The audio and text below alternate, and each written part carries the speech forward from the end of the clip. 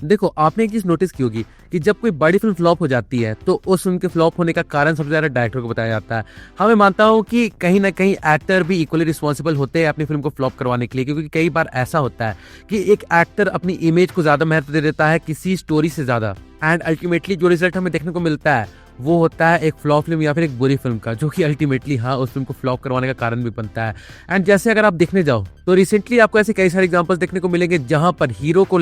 Worship करने के चलते या फिर फिल्म में बहुत ज्यादा ग्रैंड दिखाने के चलते फिल्म की जो स्टोरी रहती है वो कॉम्प्रोमाइज हो जाती है एंड अल्टीमेटली हमें एक बुरी फिल्म देखने को मिलती है। जिसका एक बहुत ही अच्छा एग्जांपल अगर मैं आपके सामने रखूं तो वो होगा आज के टाइम पे वॉर 2। एंड दूसरी तरफ अगर आप वॉर 2 के कंपटीशन किसी फिल्म को उतारना चाहोगे जिसने इस चीज को जस्ट अपोजिट किया, मतलब एक्टर ने अपनी इमेज की परवाह नहीं करते हुए स्टोरी को ज्यादा महत्व दी and he blindly followed the director all along, and हमें एक बहुत ही अच्छा रिजल्ट देखने को मिला। एंड मैं बात कर रहा हूँ फिल्म धुरंधर की, जहां पर हम तो जानते हैं कि इनिशियली ये बताया जा रहा था कि जो जूनियर एनटीआर का कैरेक्टर होने वाला था वो वॉर 2 के एंड में मर जाता, लेकिन फिर उसके बाद चेंजेस किए गए जहां पर जूनियर एनटीआर के कैरेक्टर को वापस बुलाया गया एंड इसलिए आप कह सकते हैं कि स्टोरी कॉम्प्रोमाइज हुई थी। क्योंकि अगर आप देखने जाओ तो सिर्फ यही एक चीज नहीं होगी जिससे फिल्म में चेंज किया गया होगा, और अगर आप इसके पीछे का रीजन जानने जाओगे तो आपको खुद जूनियर एनटीआर की तरफ से ये सुनने को मिलेगा कि जो तेलुगु ऑडियंस थी वो जूनियर एनटीआर के डेथ को इस फिल्म में एक्सेप्ट नहीं कर पाती, इसलिए उन्होंने इस चीज को चेंज करवाया। जहां पर आगे बढ़ के आदित्य चोपड़ा ने भी ये सोचा कि चलो अच्छी बात है अगर ये कैरेक्टर वापस आ जाए,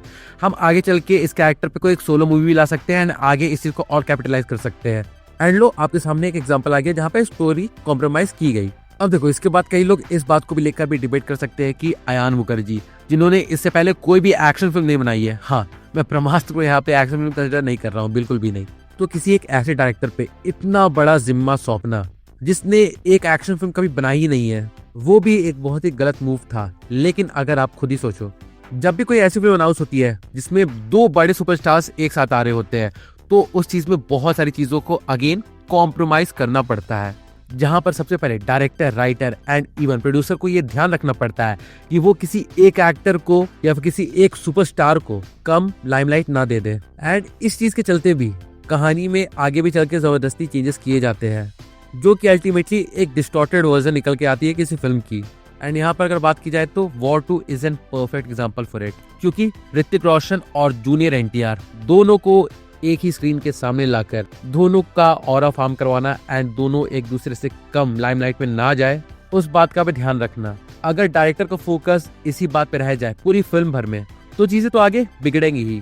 इसलिए इस बात पे ज्यादा लोड नहीं लेना है। लेकिन अगर आगे चल के अगर आपके पास एक कहानी है, मतलब एक प्रॉपरली रिटन कहानी है एंड उस कहानी में जो मल्टीपल कैरेक्टर्स एग्जिस्ट करते हैं, अगर वो कैरेक्टर्स उस कहानी में कोई भी चीज बेमतलब का नहीं कर रहे हैं एंड उसके बाद उन कैरेक्टर्स को कौन से एक्टर्स निभाएंगे उस चीज को फाइनलाइज किया जाता है, तब हमें रिजल्ट देखने को मिलता है लाइक धुरंधर, जहां पर आप खुद ही देख लो रणवीर सिंह जो कि इस पूरे स्टारकास्ट में सबसे बड़े स्टार है, लेकिन उसके बावजूद भी उन्होंने और एक्टर्स को आगे आके अपने रोल को अच्छी तरीके से प्ले करने का मौका दिया। जहां पर आपने भी कई सारे मीम्स देखे होंगे where people were like making fun of Ranveer Singh कि इस फिल्म में आदित्य धर ने तो रणवीर सिंह के कैरेक्टर के साथ मजाक कर दिया। उनके कैरेक्टर से हटके अक्षय खन्ना, अर्जुन रामपाल, इन सारे कैरेक्टर्स को ज्यादा महत्व दी जा रही थी, या फिर पब्लिक इन सारे कैरेक्टर्स को ज्यादा लाइमलाइट पे देखना चाह रहे थे, या फिर ऑडियंस इन कैरेक्टर्स को ज्यादा पसंद कर रही थी। और यहाँ पर भी अगर कोई और एक्टर होता जो अपनी इमेज को ज्यादा महत्व देता एंड वो बार बार कहता डायरेक्टर से कि नहीं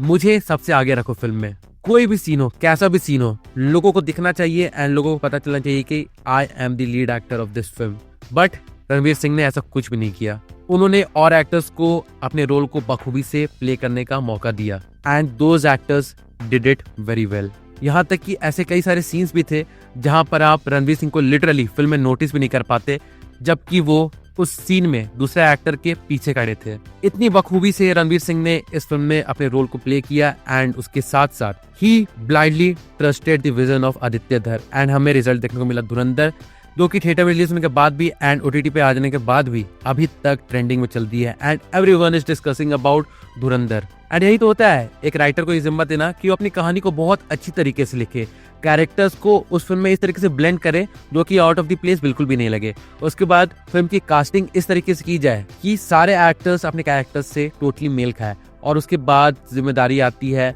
डायरेक्टर की, जहां पर डेफिनेटली एक्टर्स को ब्लाइंडली फॉलो करना पड़ेगा डायरेक्टर को, ताकि डायरेक्टर पूरी तरीके से अपने विजन पे काम कर सके एंड जो विजन उनके दिमाग में है वो पर्दे पर उतार सके। एंड चीजें अगर इसी तरीके से वर्क करेगी तो हमें देखने को मिलेगा रिजल्ट लाइक धुरंधर, और अगर चीजें इस तरीके से वर्क नहीं कर पाए तो हमें क्या देखने को मिलेगा, रिजल्ट लाइक वॉर 2। और देखो इससे बढ़ के एक और एग्जांपल है, लाइक मैं बॉलीवुड से हट के अगर मैं तमिल फिल्म इंडस्ट्री की तरफ जाऊं तो पिछले साल जो फिल्म आई थी कूली, वहां पर भी हम कह सकते हैं कि हमें एक सिमिलर ही केस देखने को मिला था, जहां पर मल्टीपल एक्टर्स उस फिल्म में हमें देखने को मिले थे जिनका अपना अलग नाम है। लेकिन जब फिल्म खत्म करके हम सब निकले तो हमें लग रहा था कि हमने उन सारे एक्टर्स की लाइफ पोटेंशियल को इस फिल्म में डिस्कवर किया ही नहीं। पूरी फिल्म एक तरीके से ऑरा फार्मिंग में चल गई। एंड यहाँ पर अगर देखा जाए तो कूली एंड धुरंधर, इन दोनों फिल्मों को आमने सामने रखकर आप इस बात को समझ सकते हो कि कैसे एक डायरेक्टर मल्टीपल स्टारकास्ट को लाकर एक अच्छी फिल्म डिलीवर कर सकता है एंड एक बुरी फिल्म डिलीवर कर सकता है। जहां पर अगर आप कूली की तरफ देखो तो कूली में भी ऐसी कई सारे पोटेंशियल थी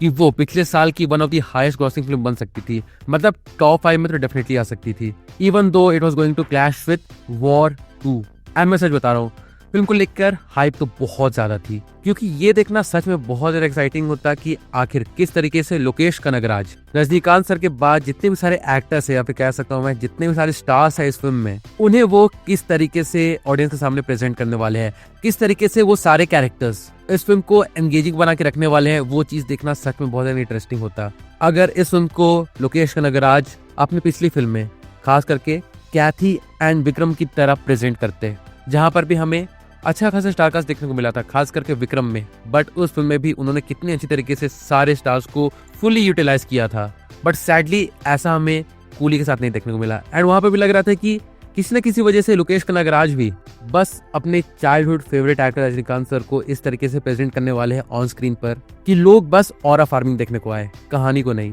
बट इसके बाद मैं वापस आना चाहूंगा धुरंधर की तरफ, जहां पर हमें एक ऐसी फिल्म देखने को मिली जो सबसे पहले तो अपने एक्टर्स की पोटेंशियल को पूरी तरीके से यूटिलाइज करती है, उसके बाद अपनी कहानी में बिल्कुल भी कॉम्प्रोमाइज नहीं कर सकती है। अगर किसी कैरेक्टर को लाइमलाइट में कम आना है वो कम ही आएगा, जबरदस्ती किसी भी कैरेक्टर की ऑरा फार्मिंग नहीं करवानी है, और जहां पर करवानी है वहां पर तो इतने बाप लेवल की करवानी है कि बस थिएटर फट जाए। एंड ऐसा हमें देखने को भी मिला। इसलिए अगर अल्टीमेटली कहा जाए तो कई बार कई बड़ी फिल्में इसी तरीके से फ्लॉप हो जाती है या फिर इसी कारण के चलते फ्लॉप हो जाती है, क्योंकि एक्टर्स की इमेज को सबसे ज्यादा प्रायोरिटी दी जाती है एंड कहानी को उसके बाद, या फिर कहानी को ना के बराबर, ताकि किसी एक्टर का ईगो हर्ट ना हो जाए। और इसके अलावा भी और भी कई सारे कारण हैं। बट वहीं अगर दूसरी तरफ अगर इन सारी चीजों को साइड रख के कहानी को बिना कॉम्प्रोमाइज किए जिस तरीके से कैरेक्टर को लिखा गया है उस तरीके से कैरेक्टर्स को प्ले किया जाए बिना किसी बेमतलब की ऑरा फार्मिंग वाले सीन्स के, then you will get a result like Dhurandhar. वरना बैठे रहो अभी भी वॉर 2 और कूली जैसी फिल्मों को लेकर।